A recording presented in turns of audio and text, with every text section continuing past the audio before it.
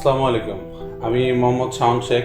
Last সেপ্টেম্বরে আমার wife আপনার কার অ্যাক্সিডেন্ট করে ঢাকার বাইরে আর কি। এরপরে ঢাকায় এনে আপনার মোহাম্মদপুরে একটা হসপিটালে সার্জারি করা হয় ফার্স্ট টাইম। তো তখন পর্যন্ত সব কিছু ভালোই ছিল, বাট আপনার দীর্ঘ 7 মাস চলে গেছে। তো লাস্ট যখন ডক্টরের সাজেশন নিয়েছি, দেখলাম যে এক্সরে করে আপনার পায়ের হাড্ডিটা এখনো জোড়া লাগে নাই, পজিশন মতন ছিল না।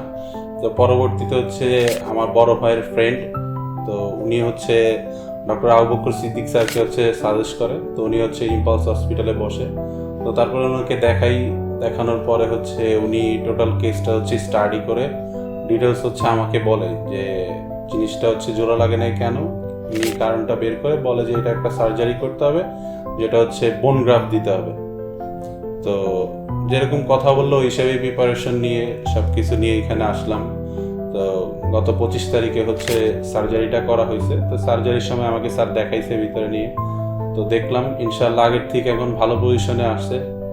তো এখানে এখন অপারেশনটা করা হয়েছে।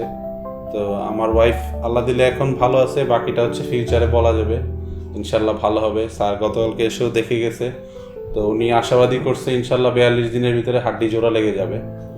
আর হসপিটাল বিষয়ে যদি বলি, এখানে বিষয়টা আমি তো এর আগে একটা জায়গায় সার্জারি করছি। তো ওই জায়গাটাও ভালো ছিল, খারাপ যে তা না, কিন্তু ওইখানের থেকে এখানে বেটার।